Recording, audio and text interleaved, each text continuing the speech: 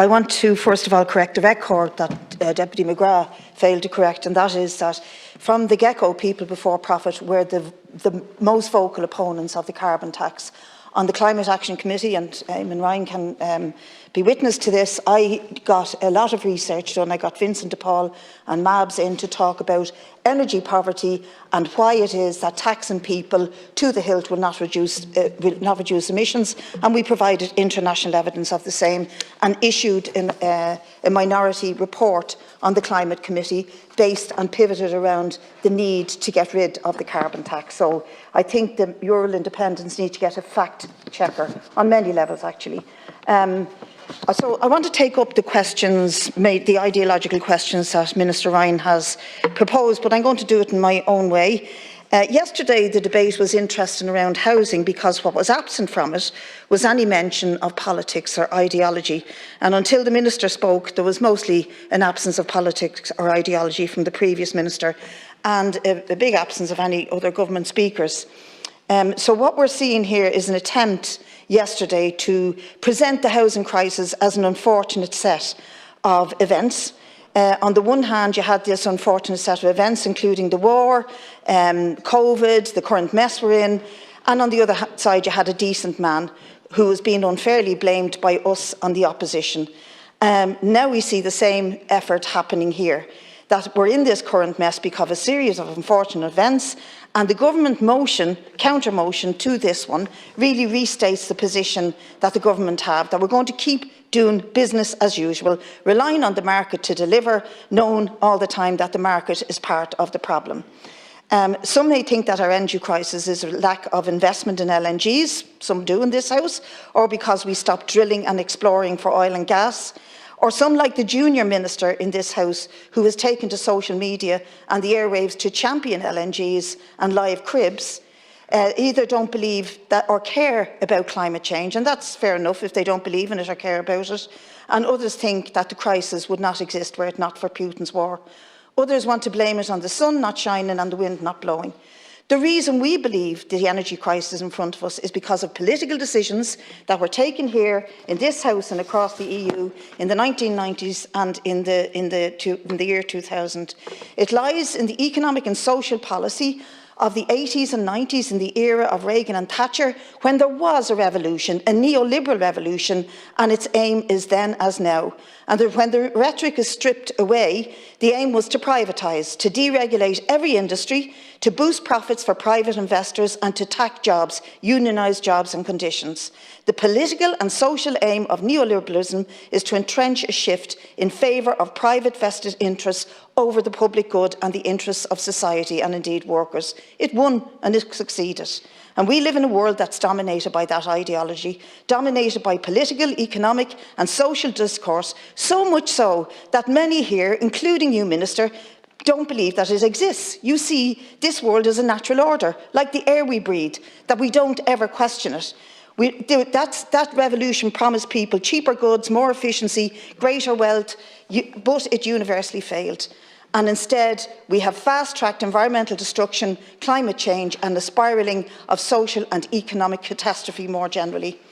But in energy, we see the stark effects today. Price hikes that see cases of older people suffering from hypothermia, as reported earlier on RTE radio by a doctor in the Mater Hospital. Record levels of energy poverty, record and unheard profit margins here and across the globe from the fossil fuel companies, and an utter failure on climate.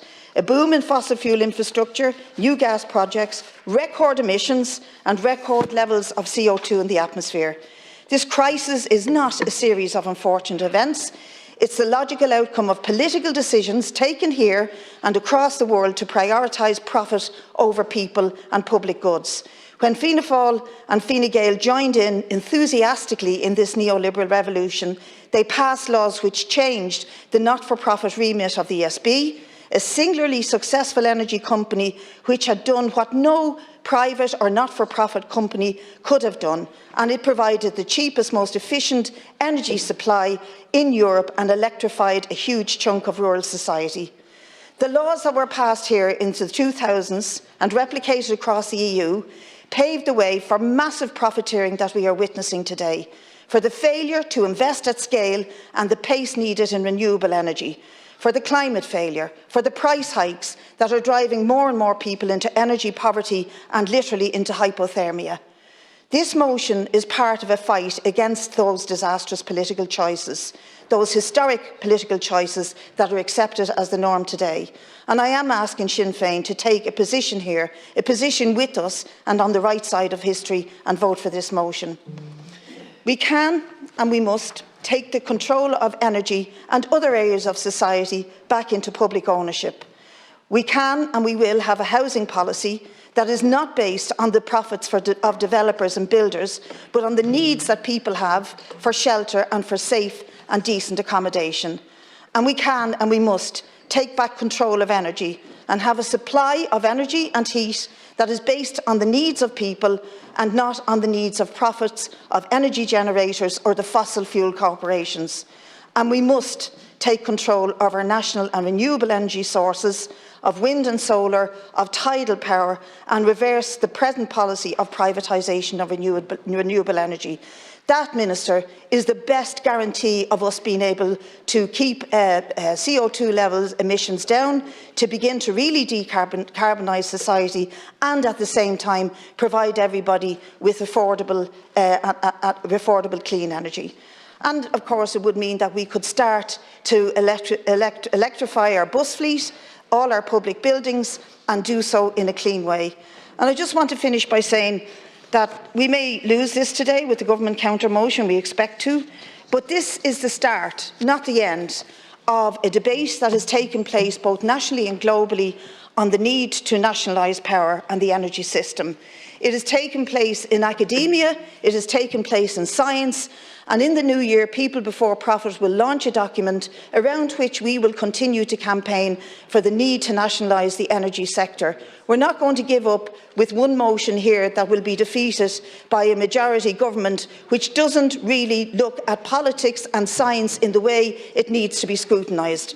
It isn't good enough, and we will continue to campaign for it. We will produce our document and we will campaign across the trade union movement, across society, and as you said, as you mentioned, internationalism, Minister, we will be doing this with our brothers and sisters and other organisations and NGOs across the globe, because it is the sensible thing to do. It is the most productive thing to do for climate and for the safety and future of people who live on this planet.